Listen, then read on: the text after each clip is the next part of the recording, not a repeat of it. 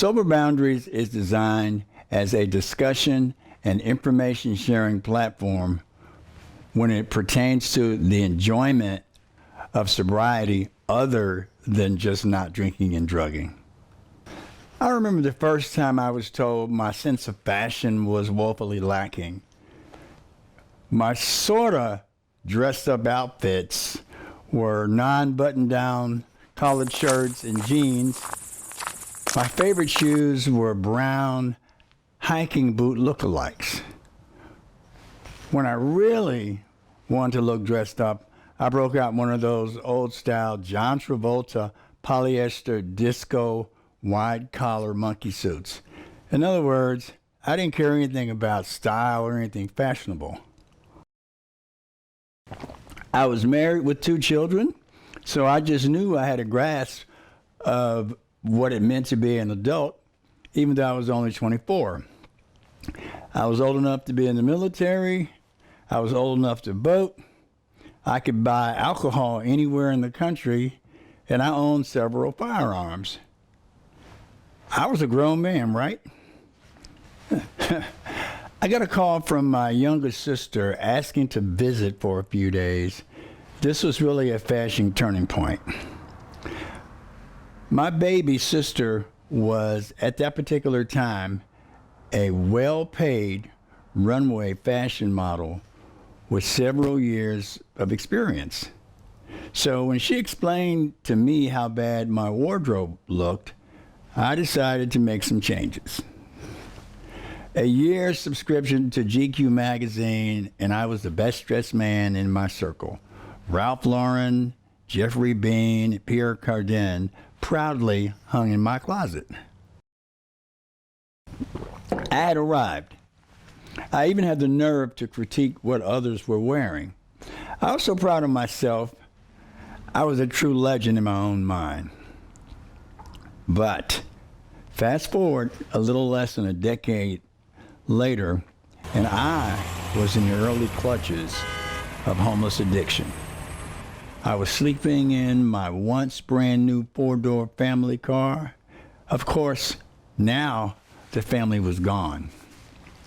I had discovered the various forms of drug abuse to include snorting it, smoking it, and banging it. In other words, shooting it up. When the weather turned bad, I moved in with a lonely single parent and learned to hustle to support our twin IV drug addiction. This was a dark hole that kept me prisoner for several years. Of course, all my fine clothes were safely stuffed in trash bags. Strangely, from time to time, I would look at my fancy wrinkled wardrobe of the past and I would reminisce of the good old days. I really tried to keep the expensive suits, of course, on hangers, thinking that one day I would regain my classy lifestyle. We all know that this mindset was nothing more than denial and delusional thinking. After a while, the hustling evolved into dealing. You know, looking back, it's hard to believe that I had no fear of prison or even death. But I do have a definition of the word insanity. The money seemed easy, but I lost count of the number of times I was in mortal danger. You know, sadly, it was during this time that I learned to be selfish and cold-blooded. While in this evil, I had no thought of relatives or family.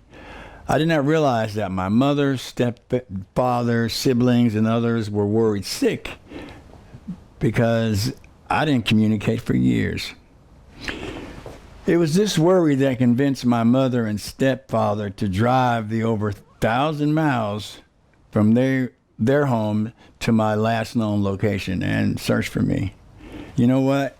Incredibly, one morning, I walked out my front door and I noticed a motorhome parked across the street.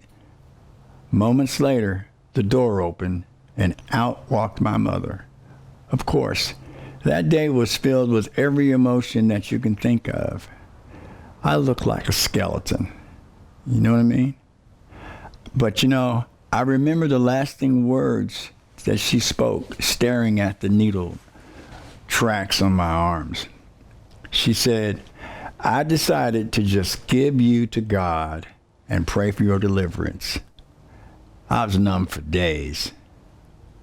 Well, a few months later, the duplex where we lived caught fire. The smoke and the heat not only made the place unlivable, but it destroyed my fancy wardrobe. A girlfriend moved in with her mother, and I wandered from place to place for several years. And after one of my many admissions to the Veterans Hospital Substance Abuse Unit, I was once again living at the rescue mission. But you know, it was a mission where I met Pam, my wife. She was soon to retire from the Air Force, and she had become a weekend volunteer at the mission. We became the best of friends. And you know, today, she is still my best friend. A year after we were married, we flew to Chicago for Thanksgiving. I reestablished the relationship with my family and introduced everyone to Pam. You know, we had a really good time, but you know, just before dinner, I noticed my mother was sitting silently with a confused look on her face. She was in a corner. Carefully, I walked over and she looked up and I asked, "What's wrong?" "Nothing." She just said, "Nothing." And then she said, "All of my children are here with their husbands and wives. Everyone is safe and healthy." So I asked her, I said, "So why the strange look?" And she said, "Now I don't know what to pray for."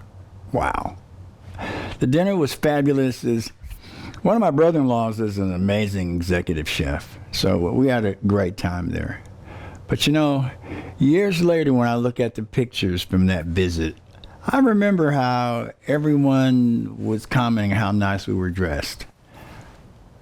I still have that expensive herringbone jacket with the patches and that real high quality leather belt that I wore that day.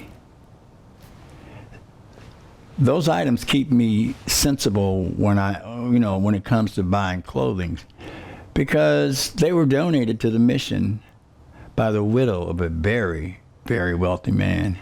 You know what she said? She said he no longer needed them. If you like the videos on this channel, please subscribe and share. And if you have any comments or questions, please post them on the site. Join us next time. My name is Wade Davis, and take care.